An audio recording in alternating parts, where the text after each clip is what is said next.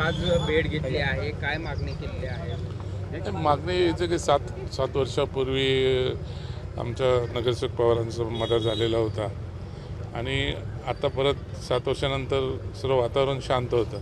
पण आता गेल्या 10-15 दिवसापूर्वी परत असा काही प्रकार होणार होता, पण पोलिसांच्या समयसूचकतेमुळे पोलिसांनी प्रिकॉन्सी घेतल्यामुळे ते आरोपी तिथे सापडले नाही, तर मग त्या दिवशी पण काहीतरी अनुचित प्रकार हा घडणार होता आणि तो आमच्या वडार समाजावरतीच तो प्रकार घडणार होता आणि त्याबाबत पोलीस इन्क्वायरी करतायत, सर्व गोष्टी चाललेल्या आहेत आणि त्याच्यासाठीच भेटायला आलो होतो.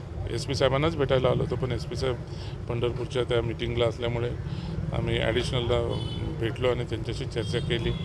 त्यांनी सांगितलं की ज्या पद्धतीने आम्ही पाहिजे त्या पद्धतीने तपास करतो आणि आता ते व्यवस्थितपणे त्यांचा तपास चालू आहे आणि पोलिसांच्या विश्वास ठेवून आम्ही आता त्यांना आम्हाला काय गोष्टी सांगायच्या होत्या त्या गोष्टी आम्ही त्यांना सांगितल्या. बोललो उद्या कुठेही पंढरपूरमध्ये परत असं काही उद्रेक होता कामा नये की जेणेकरून परत वडार समाजाला आम्हाला मोर्चा काढायला लागेल.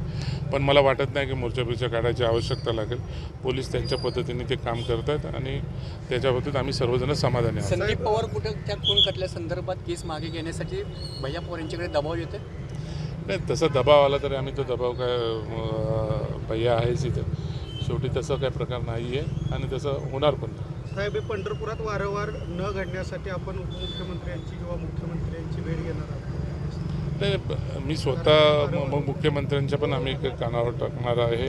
मुख्यमंत्र्यांची सुद्धा भेट घेऊ. उपमुख्यमंत्री शिंदे साहेबांची पण मी स्वतः त्यांच्या कानावर सुद्धा टाकलेलं आहे आणि जे काय गोष्टी पाहिजे त्या गोष्टी आम्ही पूर्णपणे सर्वजण मिळून एक समाज म्हणून आम्ही सर्वजण मिळून करणार आहोत. या केसच्या संदर्भात CID वगैरे चौकशी काय मागणी केली? आता पोलीस तपास करतायच आहेत तर आणि पॉझिटिव्हली तपास चालू आहे तर कशाला मागणी करायला पाहिजे.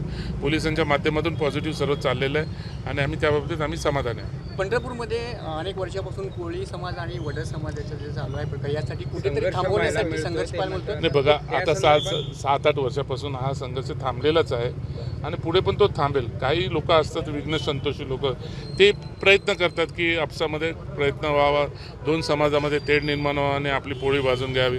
आता त्या पद्धतीने आम्ही आमच्या पद्धतीने आमचा समाज एकत्रपणे वागतोय आणि तसं काही गोष्टी घडण्यासाठी आणि आम्ही तसं काय करण्याच्या उद्देशामध्ये नाहीच आहोत आणि आम्हाला तसं काय करायची आम्हाला अपेक्षा पण नाही आहे. पोलिसाच्या पद्धतीने चांगल्या पद्धतीने काम करतात. शेवटचा प्रश्न, अल्पवयीन मुलांमध्ये याचा देखील सर्रास वापर केला जातो असं दिसून आले गेले. आता त्या बाबतीत पोलीस पूर्णपणे पोलिसांच्या माध्यमातून तपास करतात आणि ते योग्य ते हे करतात.